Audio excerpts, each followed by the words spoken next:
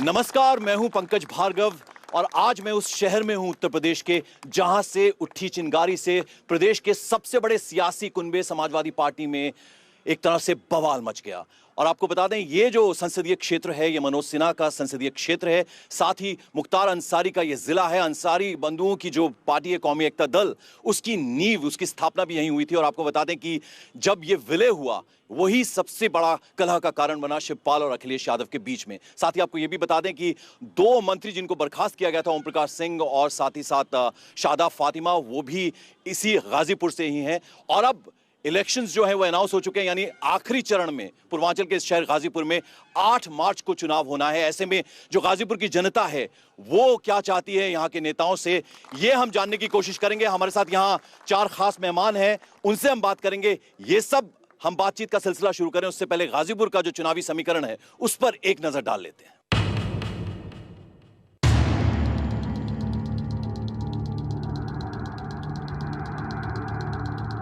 जिला गाजीपुर, यूपी का वो इलाका जहां बाहुबल और सत्ता की हनक नेताओं के सिर चढ़कर बोलती है। यूपी के कुख्यात माफिया मुख्तार अंसारी का गृह जिला है गाजीपुर। कौमी एकता दल, जिसके विलय को लेकर समाजवादी पार्टी दो फाड़ हो गई, उस कौमी एकता दल का बड़ा जनाधार इसी जिले में है। शिवपाल के सबसे करीबी ओम प्रकाश सिंह, जिन्हें अखिलेश यादव ने अपने मंत्रिमंडल से बाहर का रास्ता दिखा दिया, वो यहाँ की जमनिया सीट से विधायक हैं। 2012 के चुनाव के बाद जिले के 3 नेताओं को अखिलेश मंत्रिमंडल में जगह मिली। गाजीपुर में कुल 7 विधानसभा सीट हैं। 2012 के विधानसभा चुनाव में समाजवादी पार्टी को 6 सीट पर जीत हासिल हुई। 1 सीट कौमी एकता दल के खाते में गई। बीएसपी और बीजेपी का खाता तक नहीं खुला था। 2014 के लोकसभा चुनाव में बीजेपी सभी 7 विधानसभा क्षेत्र में नंबर 1 पोजीशन पर थी। केंद्रीय रेल राज्य मंत्री मनोज सिन्हा गाजीपुर के सांसद हैं।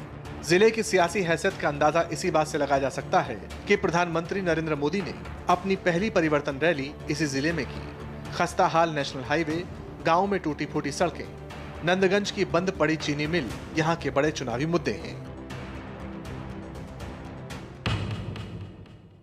क्यों चुने आपको की शुरुआत करें उससे पहले आपको बता दें कि हमारे साथ जो खास मेहमान हैं उनका परिचय मैं आपसे करवा दूं। सबसे पहले मैं यहां परिचय करवाने जा रहा हूं, बीजेपी से हमारे साथ प्रोफेसर ज्ञान सिंह है, जिला कार्य समिति के सदस्य हैं। बहुत बहुत स्वागत है आपका सर यहां पे। समाजवादी पार्टी से हमारे साथ हैं रामधारी यादव साहब, पूर्व जिला अध्यक्ष हैं। बहुत बहुत स्वागत आपका भी रामधारी यादव साहब। और अब मैं परिचय करवा दूं, हमारे साथ संतोष यादव साहब हैं, प्रत्याशी हैं सदस्य बीएसपी पार्टी के। बहुत बहुत स्वागत है आपका भी। और साथ ही आखिर में मैं परिचय करवा दूं, हमारे साथ कांग्रेस के अजय सिंह जिला महासचिव हैं, इनका भी मैं परिचय आपसे करवा दूं। बहुत बहुत स्वागत है सर आपका भी। और सबसे पहला जो सवाल है मेरा, वो रामधारी यादव साहब आपसे मेरा सवाल है। वोटों के लिए खूब यहां पर प्रचार भी हुआ था, 2012 की मैं बात करूं, तालियां भी आपने खूब बटोरी, चुनकर भी आपके तमाम विधायक आए, लेकिन विकास के नाम पर गाजीपुर वैसे का वैसा ही रह गया। ये कहना आपका गलत है कि विकास के नाम पर गाजीपुर वैसे के वैसे ही रह गया। आप देखें, विकास के नाम पर हमारी बहुजन की जो सरकार थी, पिछली सरकार, उसके ज़माने में सड़कों पर कोई काम नहीं हुआ था। सड़कें खस्ता हाल हो गई थी। उन सड़कों को बना करके चलने लायक बनाने का काम किया हमारी सरकार ने। शहर के अंदर तो आप देख रहे हैं हमारी सारी सड़कें चमचमा रही हैं। 215-16 गलियों का, नालियों का अभी हम लोगों ने उसका शिलान्यास, उद्घाटन किया है। चलिए, चमचमाती सड़कों की जो बात कर रहे हैं नेताजी, हम इनसे जानेंगे आगे। देश, यहाँ पे जो प्रदेश की जनता बैठी है, गाजीपुर की जनता बैठी है, उनसे हम जानने की कोशिश करेंगे। सर आप बताएं, मोदी जी ने जब रैली की यहाँ पर तो उन्होंने कहा कि मैं कड़क चाय बनाता हूँ, इसलिए मैंने फैसले भी कड़क लिए, अमीरों के लिए फैसले लिए और उसके बाद सब हालात ठीक हो गए। क्या आपको लगता है कि वाकई देश की जनता जो है उसको किसी तरह की कोई परेशानी नहीं हुई? नहीं, मैं मानता हूँ नोटबंदी से थोड़ी बहुत परेशानी हुई है, लेकिन लोगों ने, विरोधियों ने उसको इतना चाहा कि हम जनता को उद्वेलित कर सके, लेकिन जनता इनके नियंत्रण में नहीं आई। मोदी के निर्णय के साथ जनता एकदम जुटी हुई है और आगे भी जुटी रहेगी। चलिए, तालियां यहाँ बज रही है, लेकिन बीच बीच में मैं लोगों के पास जाऊंगा, उनसे भी बातचीत करूंगा। आप ये बताइए सर कि पिछली बार तो आपके तमाम विधायक थे यहाँ पर, विकास की जिम्मेदारी तो राज्य सरकार की भी होती है, लेकिन शायद कुछ हुआ नहीं शहर में। सर, जब मेरी सरकार थी तो यहाँ से एक मैं बताता हूँ, जखनिया तहसील मुख्यालय गाजीपुर से 35 किलोमीटर दूरी है, वहाँ जाने में 35 मिनट लगता था। अब कि इस समय जखनिया तहसील मुख्यालय में यहाँ से जाने में 35 किलोमीटर की यात्रा आपको सिर्फ 2.5 घंटे में आप पूरा कर पाएंगे। ये समाजवादी पार्टी की सरकार की स्थिति है। आप ये बताइए, 27 साल से बाहर हैं आप, अंदर नहीं आना है क्या? कुछ उसके लिए प्रयासरत हैं क्या आप? बिल्कुल प्रयासरत है। ऐसा है कि 27 साल के बीच में जात, बिरादरी और धर्म और क्षेत्र पर पूरा जनता को गुमराह करके इन लोगों ने सत्ता हासिल कर लिया। हमारा विचार, हमारा काम कभी जात, बिरादरी, धर्म पर नहीं रहा। राहुल गांधी ने अखिलेश यादव को दोस्त बताया है, तो क्या किसी के साथ जाने का, यानी पीछे से अभी आप लोग मजे ले रहे हैं, पीछे उसके बाद किसी के साथ जाने का विचार होगा क्या? नहीं, बिल्कुल अखिलेश यादव अच्छा काम कर रहे हैं, इस अच्छे काम की हम तारीफ करते हैं। अगर अखिलेश यादव हमारी महसूस करेंगे, हमारी जरूरत उनके साथ होंगे, उनको समर्थन देंगे। आप ये बताइए सर, समाजवादी पार्टी की जहां बात हो रही है, जो ये पारिवारिक कलह है, अब वो कहते हैं ना कि घर की कलह नहीं रह गई, वो बाहर तक आ गई है, तो ऐसे में जनता को कंफ्यूजन में डाल दिया, वो किसके साथ जाए? ये जनता से मतलब नहीं है, वो मेरे दल का सवाल है। चलिए जनता से पूछ लेते हैं। जनता का विवाद से कोई मतलब नहीं, जो पारिवारिक कलह हो रही है, हमारे साथ कुछ नौजवान यहाँ पर बैठे हैं, क्या आपको लगता है कि वो सिर्फ परिवार का ही मामला है? ये गुमराह करने की जो है, प्रदेश की जनता को गुमराह किया जा रहा है। आज उत्तर प्रदेश की जनता ने जो है पूर्ण बहुमत में इनको सरकार दी थी। आज सरकारी कॉलेजों में देख लीजिए, वहाँ पे टीचर नहीं है पढ़ाने के लिए। सरकारी कॉलेजों में वहाँ के प्रबंधक गेस्ट टीचर के रूप में किसी तरह काम चला रहे हैं। गाजीपुर में अस्पताल में डॉक्टर नहीं है। हमारे साथ कुछ और लोग भी हैं। आप ये बताइए, क्या आपको लगता है कि सरकार जो है, अभी सत्ता में सरकार है, काम ठीक से हुआ है यहाँ? देखिए, पहले तो मैं ये कहूँगा कि यहाँ एक होम्योपैथिक कॉलेज था, बहुत पुराना था, इस सरकार ने उसको बंद कर दिया। दूसरा बात, शिक्षा और सड़क ये माफियाओं के हाथ में है। यहाँ शिक्षा और सड़क, स्वास्थ्य, तीनों चीज़ें डगमगा गई हैं इस सरकार में। व्यापारी वर्ग जो है वो भी खासी मात्रा में है यहाँ पर बैठा हुआ, परेशान है। कुछ व्यापारी अगर अपनी बात कहना चाहें तो वो भी कह सकते हैं। आप कुछ कहना चाहेंगे? मैं ये कहना चाहूँगा, जो व्यापार वर्ग में नोटबंदी से नुकसान हुआ है और जो मौतें हुई हैं उसका क्या होगा? 50 दिन के बाद माननीय मोदी साहब ने कहा था कुछ सब 50 दिन के बाद भी हालात सुधरे नहीं। देखिए, अब जनता यहाँ पर है, वो सब ये बात कह रही है।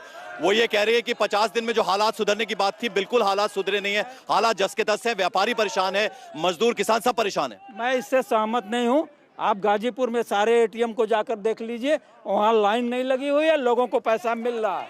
और मोदी जी ने साफ कहा था कि हमको केवल 50 दिन का समय दीजिए, 50 दिन के बाद समस्याएं धीरे धीरे कम होंगी। एक परिवार को बचाने की कोशिश कर रहा है, ये आरोप लगाए बीजेपी ने, और दूसरा पैसे को बचाने की कोशिश कर रहा है। मैंने एक बात पहले मैं आपकी बता दूं कि व्यापारियों से, छात्रों, नौजवानों से जो आपने सवाल पूछा है, तो उनकी नोटबंदी ने 88% लोगों को मार दिया और इनकी गुंडागर्दी ने 88% लोगों को मार दिया। और जो भ्रष्टाचार का आरोप लग रहा है, भ्रष्टाचार का जो आरोप लग रहा है, उसका क्या जवाब है? मैं और आपको बताना चाहता हूं कि भ्रष्टाचार का जो आरोप लग रहा है, ये मोदी जी से मैं एक सवाल करना चाहता हूं कि 130 करोड़ आबादी वाले देश में जहां पर 70% लोग आज भी गांवों में रहते हैं, बिना कोई सोचे समझे इन्होंने इतना बड़ा फैसला ले लिया। बिल्कुल डिजिटल इंडिया की बात होती है, कैशलेस इंडिया की बात होती है। गांव देहात का ऐसे में क्या होगा? हमारे पास बहुत सारे गांवों के आंकड़े हैं जहां पोटलियों में भर भर के सिक्के दिए जा रहे हैं। अभी मैं दो चीज़ों का जवाब दे रहा हूं। आपने कहा कि जो पारिवारिक मामला है उस पर ध्यान मत दीजिए, तो जो सपा पार्टी अपने पिता को और अपने दल को नहीं संभाल सकती है, वह उत्तर प्रदेश में विकास क्या करेगी? वह बिल्कुल नहीं कर सकती है। दूसरा जो सवाल था दूसरा सवाल डिजिटल इंडिया का, cashless India, digital India. Digital India आज लगभग हर आदमी मोबाइल का उपयोग कर रहा है। वो कहाँ की बात कर रहे हैं आप? गांव देहातों में जहां डिजिटल का मतलब नहीं पता। धीरे धीरे हमने कहा है कि जिनके पास है वो उसका उपयोग करें, जिनके पास नहीं है वो आधार कार्ड में अपने अंगूठे के आधार पर भी पैसा निकाल सकते हैं। अगर आप सत्ता में आते हैं, केंद्र में आपकी सरकार है, तो विकास कैसे होगा? गाजीपुर की जनता को क्या कहना चाहेंगे आप? गाजीपुर में जब से मनोज सिन्हा मंत्री बने हैं, जितना काम हुआ है 70 वर्षों के इतिहास में उतना काम नहीं हुआ।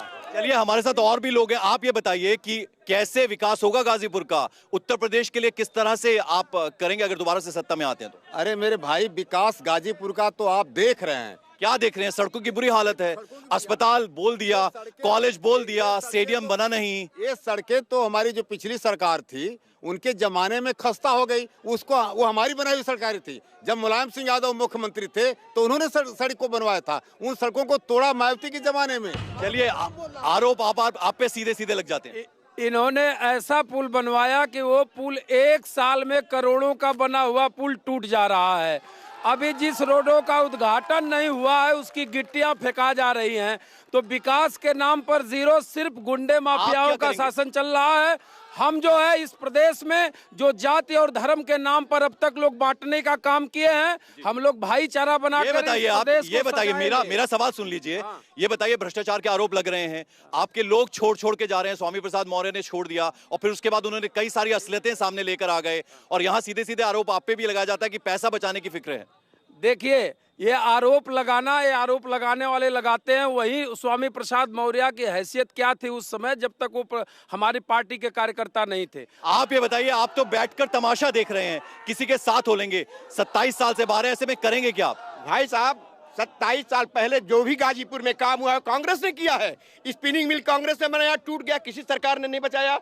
नंदगंज की चीनी मिल टूट गई, किसी सरकार ने नहीं बनाया। कुछ महिलाएं भी यहाँ पर हैं, आपके कुछ मुद्दे हैं, क्या आपकी एक्सपेक्टेशंस है? तमाम अलग अलग पार्टियों के नेता यहाँ पर मौजूद हैं। जी, मैं ये कहना चाहूंगी कि ये जो हमारा उत्तर प्रदेश है, जब कल्याण सिंह का शासन था तो यहाँ की शिक्षा व्यवस्था इतनी अच्छी थी कि लोग अपना भविष्य संवारते थे। लेकिन जब से समाजवादी पार्टी की सरकार आई है, पूरे नकल माफियाओं का राज हो गया है। आप कुछ कहना चाहेंगे? बसपा पार्टी और समाजवादी पार्टी जैसे आम को चूस के गुठली फेंका जाता है, जनता को फेंकती है। ये कुछ नहीं जानती है, बिल्कुल भ्रष्टाचार है। चलिए, जवाब ले लेते हैं, जवाब साथ साथ लेना बहुत जरूरी है, जवाब ले लेते हैं। यहाँ देख लीजिए, महिलाओं का रिप्रेजेंटेशन है, कुछ नहीं हुआ, नकल माफियों का बोलबाला है, स्कूल में कॉलेज में पढ़ने वाले बच्चे जो हैं वो बर्बाद, उनका भविष्य हो रहा है। मेरे भाई, नकल की रोकथाम के लिए व्यवस्था कर दी गई है। अभी इस बार जो परीक्षा होगी आप देखेंगे कि इसको कितना कंट्रोल किया गया है, और महिलाओं के अस्मत को बचाने के लिए 10 और 90 चलाया गया। जहां भी छेड़छाड़ अगर कोई करता है तो 10 और 90 उनको दिया गया है। चुनाव नजदीक आए तो शुरू हो गया। नहीं, देखिए, ये शिकायत करने वाले लोग तो अपने हिसाब से कर रहे हैं। चलिए, हमारे साथ यहाँ गाजीपुर की जनता है, इन नेताओं का रोड मैप क्या है और जनता की क्या क्या एक्सपेक्टेशंस हैं, ये जानेंगे। एक छोटा सा ब्रेक हम ले रहे हैं, क्यों चुने आपको में एक छोटा सा ब्रेक, फौरन वापस हाजिर होते हैं। क्यों चुने आपको में आपका एक बार फिर से ब्रेक पर बाद स्वागत है। हमारे साथ यहाँ पर तमाम नेता मौजूद है, गाजीपुर की जनता मौजूद है। सर, जो मेरा सवाल था ब्रेक में जाने से पहले कि इस बार का रोड मैप क्या है? उत्तर प्रदेश चुनाव में आप लोग उतरेंगे तो इस बार रोड मैप क्या है जनता के? सबका साथ, सबका विकास, भ्रष्टाचार मुक्त शासन और कानून व्यवस्था।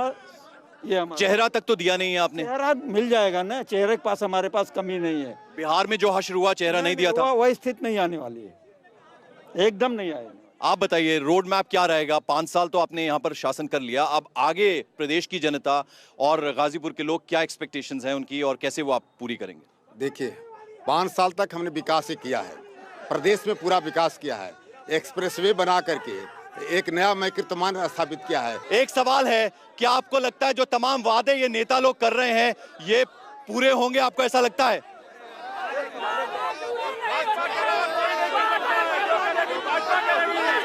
जो तमाम वादे कर रहे हैं चारों नेता, आपको लगता है कि ये पूरे होंगे? मोदी नहीं कर रहा है, यहाँ पे बसपा वादा। तो चलिए अब ये देखना होगा कि जो तमाम वादे नेतागण कर रहे हैं क्या वो पूरे होंगे। क्यों चुने आपको में आज गाजीपुर से बस इतना ही। एक नए शहर में फिर आपसे मुलाकात होगी, तब तक के लिए आज्ञा दीजिए, नमस्कार।